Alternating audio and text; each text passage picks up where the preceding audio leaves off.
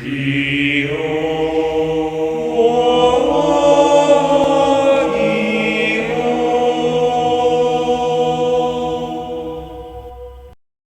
YouTube, this is AJ with the Sonic Dykes giving us his deck profile on his Amazonas Burn deck.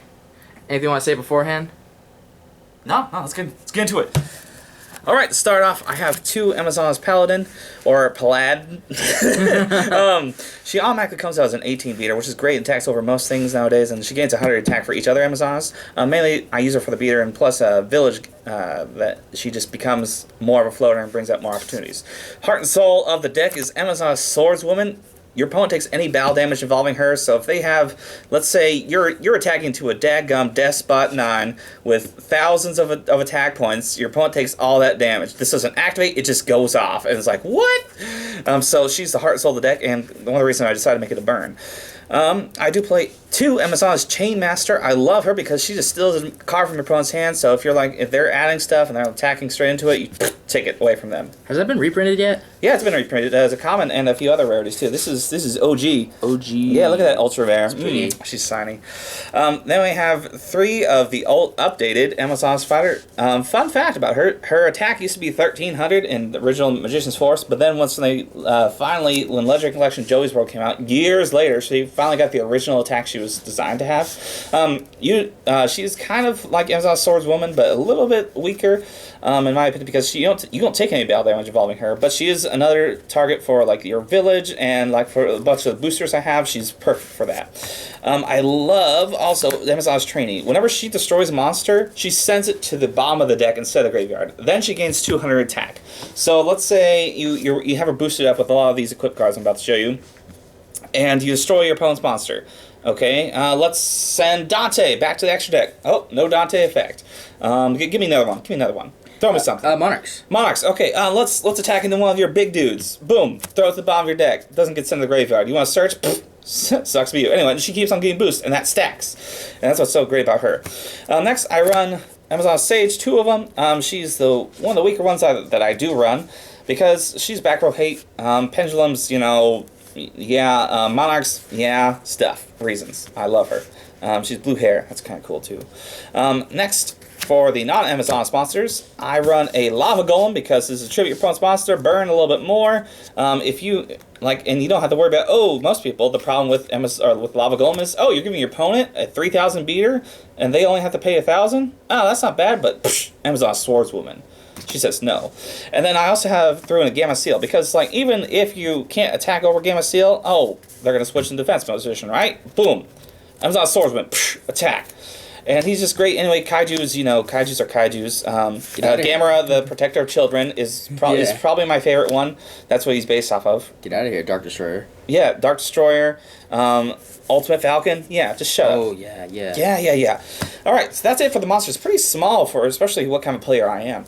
Next, I play two Amazonas Village. It's a good spell card. It searches your deck once when the first time an Amazonas is destroyed per turn and special summons it in attack position.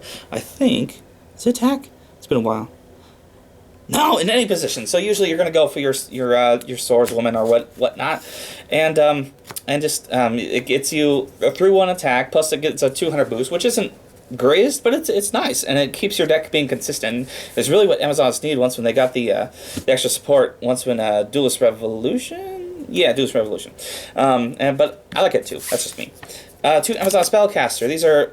Came back in Magician's Force. I only got one OG. You switch the attack of one of your monsters and one of your opponent's monsters. Original attack. And so you got your Dank Destroyer, boom. I've got your Dank Destroyer's attack, and boom, I attack over it. And it's original attack too, so any boost you get after this is applied.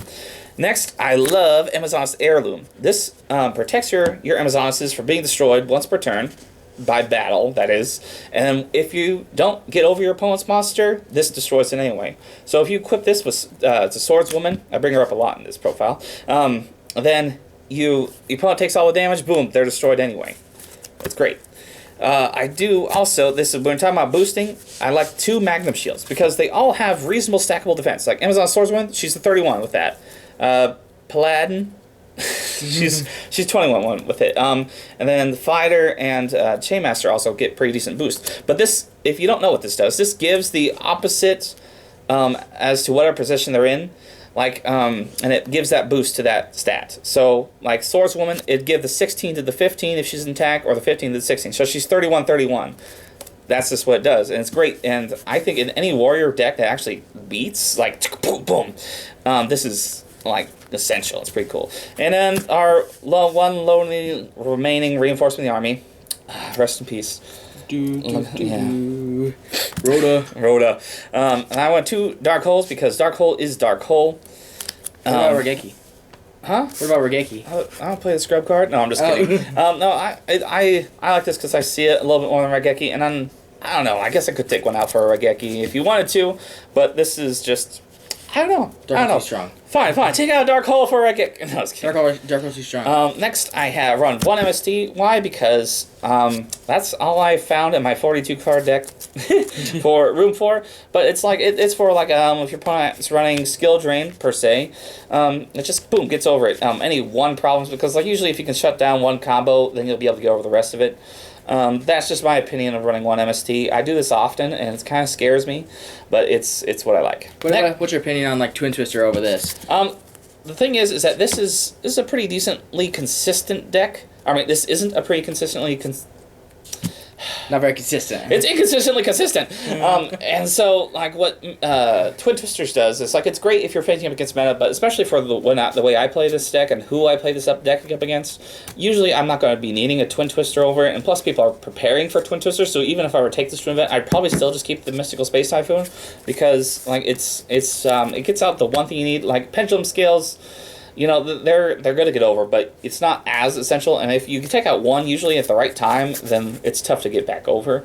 But I really do like Twin Twisters if it's in the right deck, but not this one. Moving on to our traps. I love lose 1 turn. You do a bit of special summoning, but not much at all. And when they just can't get over this. And then, like, lose turn. Okay, I'm on special summon. Okay, I'm on attack. Swordswoman, just poke with damage or anything.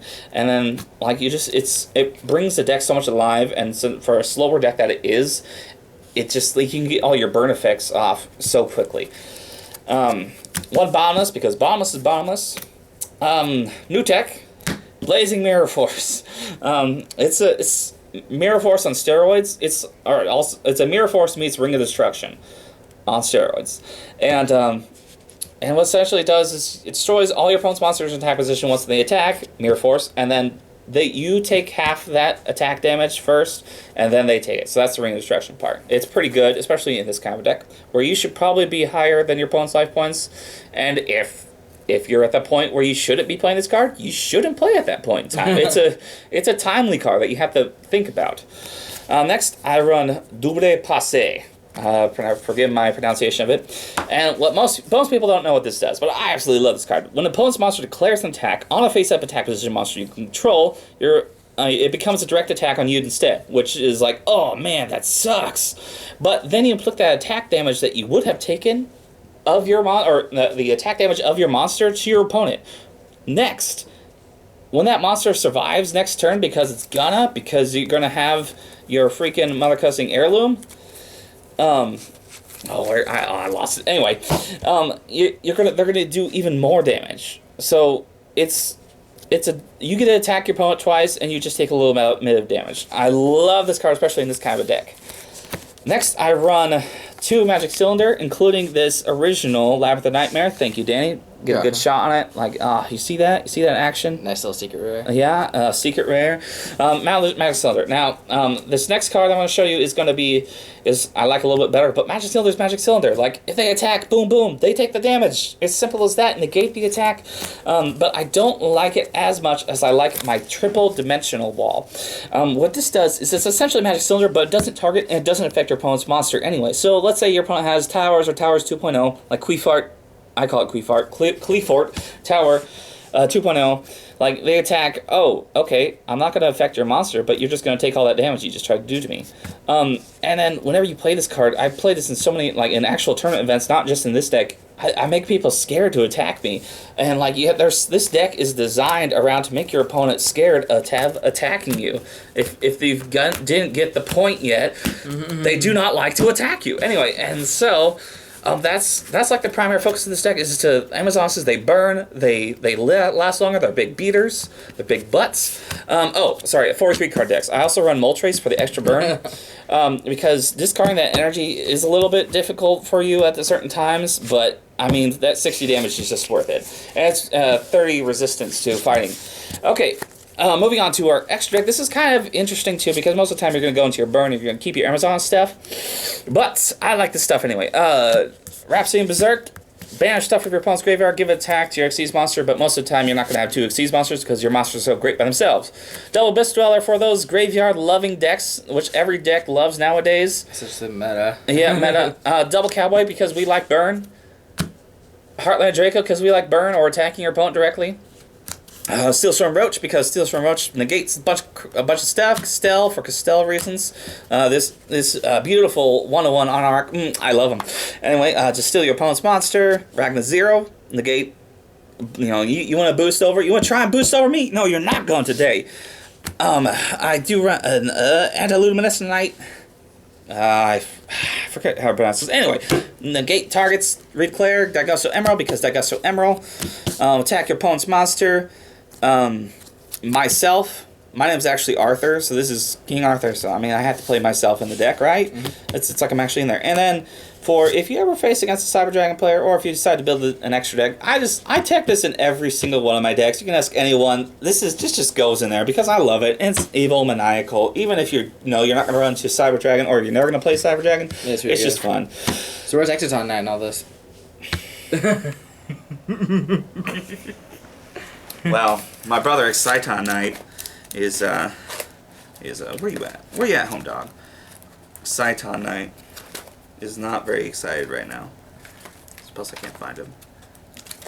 Oh, there he is. Yeah, there he is. Exciton Knight, and then he's held by these holding arms and legs as well as sandwich. Rest in pieces. Rest in pepperonis. Yeah. But yeah, that's my Amazon's bird deck profile. It's different than like a pure beatdown or most Amazon's profiles because they're getting more support, which is cool. But I built this because I wanted to build something a little bit different that still that's reactive and active at the same point in time. Plus, I'm giving away the deck here in a little bit to a good friend of ours because it's women and like she's a very female powerful deck. But if you want to pick this up deck, this is cheap. This is like pretty darn cheap. The toughest one will be Swordswoman probably. And then most of some of these burn cards, which you can swap out. There's so many different burn cards you can play nowadays. And the extra deck, you don't have to play. I would suggest it, but you don't have to play. If you Gamera, what's this? Gamma Seal, the Protector of Children. Like that's going up. But most of the stuff you can pick up for a pretty decent price. And like I would say anywhere, like you can spend $20 and get close to this deck, if not the deck. Anyway, thank you very much. Have a great day.